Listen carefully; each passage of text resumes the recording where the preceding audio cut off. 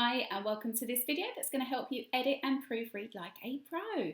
So when you're working on your assignments, your essays, your dissertations, it's really important to understand that crucial role that editing and proofreading play in ensuring that your work that you submit is at the highest standard that you can provide. It can be tempting to rush through the editing and proofreading phase or miss it altogether, but when you do take time to review carefully your work, that can make all the difference to those important marks for your degree. Proofreading helps you refine your ideas, clarify your argument, and also ensure that your work is error and typo free. So it also helps demonstrate that you take your work seriously and that you're committed to presenting high quality work. So this video is going to provide you with a range of hints and tips on how to edit and proofread like a pro. Let's go. So we're going to look at editing first of all and then explore what proofreading is as well. So editing is really about seeing that big picture, and careful editing includes ensuring that you check the assignment question and all that the learning outcomes have been addressed.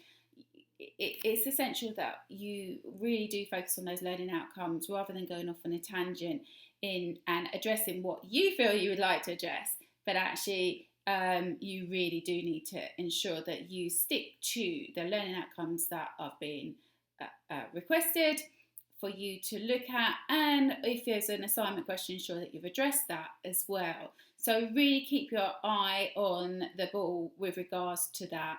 And make sure that you do check through and identify those areas when you are proofreading. So for example, what you might want to do is print your work off, or you might want to just use the coloured highlighters, for example, on Word, and just highlight. So for example, use one colour for learning outcome 1, for example. You might want to use another one for learning outcome 2, just to make sure that you have addressed those. So some sort of technique to ensure that you have done that. Obviously make sure that you check against the marking criteria as well. So most assignments will be built up by a number of different areas of or criteria that will be marked against. So ensure that you understand that marking criteria. Sometimes it can be challenging to kind of get your head round to start with, but actually the more that you understand that, the more you can kind of critique your own work and ensure that you are addressing the marking criteria for that area that you are looking for in terms of marks.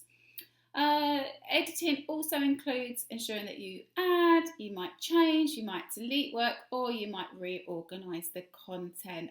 So this is these are big activities, and usually as a result of doing any of those, further work needs to be done, and then you end up by repeating the process again.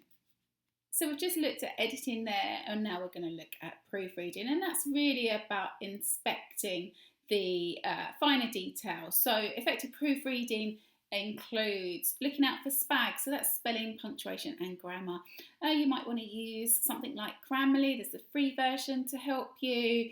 You can use Word to check your work, but obviously it doesn't necessarily pick up everything that you're looking for. So for example, if you've misspelt a word but actually it's spelt correctly, if it was used in a different context, it's not going to pick it up. Common one for some of my students, write manger instead of manager.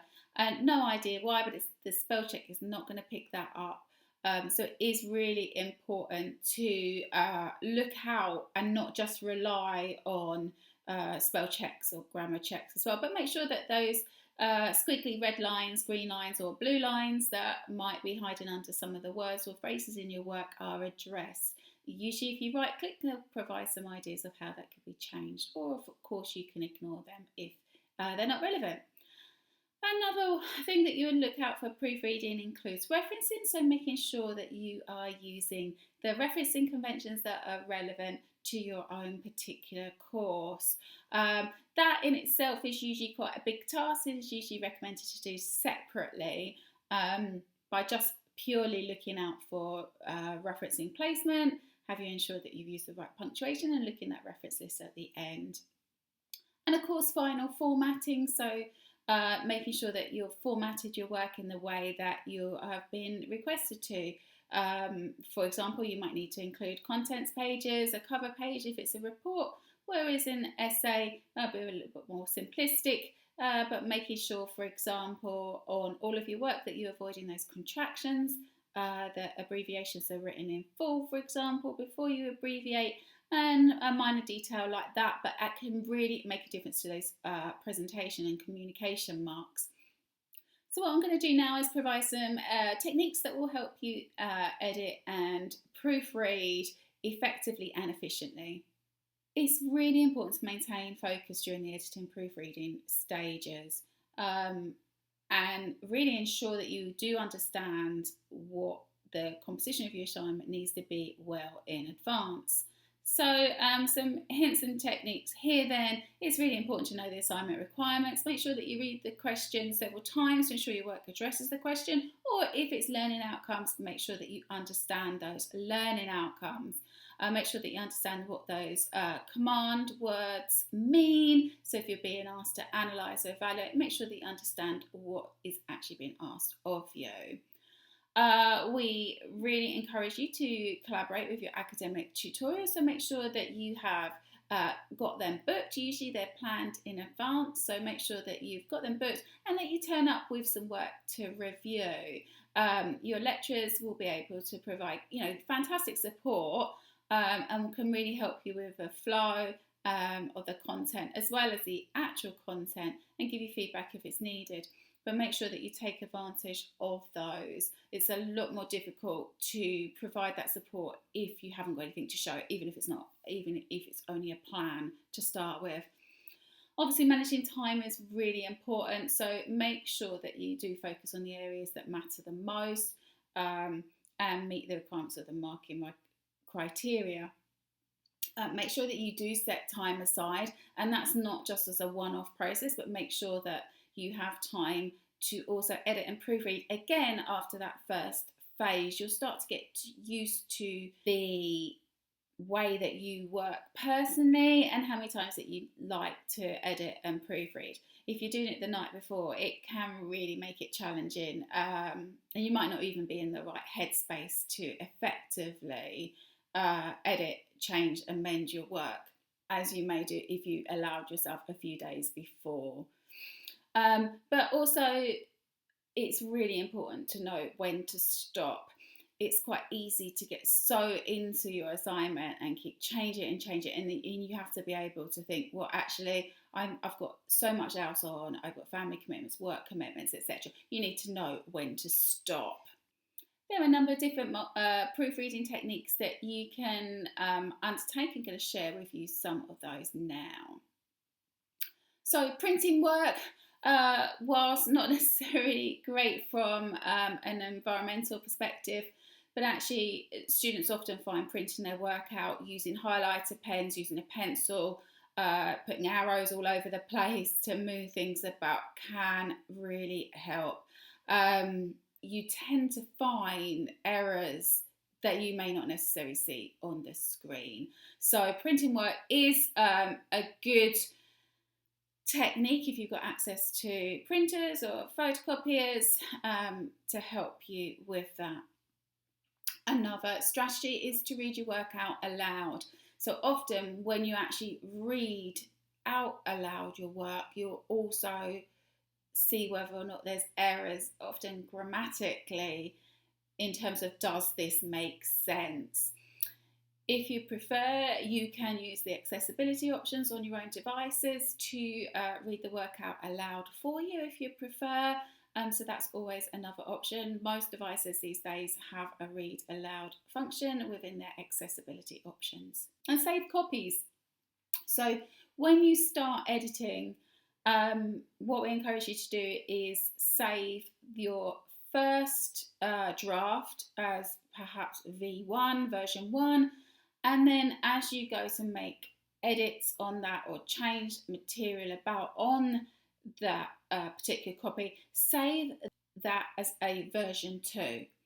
and then save it as a version 3. So as you've got your edits, and then you can compare and contrast from your original draft. You might find that actually after you've made the edits, you want to go back, and there is nothing worse than actually losing work that you have created that was really good in the first place. So save copies and use version control. Make sure you take a break. It's really important that you take breaks between you finishing your first draft and then be a day, a couple of days.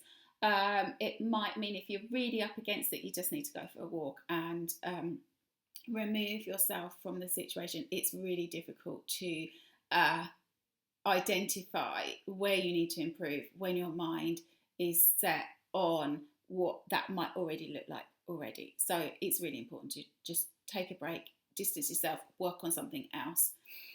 And again, do it in stages. So there are lots of different things to look out for when you're, particularly when you're proofreading. And we encourage you to do that in stages. So, for example, you might take time out to just proofread for SPAG, so spelling, punctuation, and grammar, and then take time out, take a break, and then you might do it for referencing, for example, or you might do it for formatting. We've got a fantastic checklist that you can use to help you proofread, and we encourage you to use that. And when you actually look at the checklist, you'll see that there are a number of different areas to look out for, and it's impossible to do everything at once. So allow yourself time, do it in stages, take a break in between. So I hope you found this video of use and that it's given you some ideas on how to effectively edit and proofread like a pro. Just remember that taking action today, taking on board some of the ideas that's been shared in this video can really make a difference for the big leaps of tomorrow. Believe in yourself and your ability to make that difference, and remember that every positive action that you take will make a difference. Thank you for listening.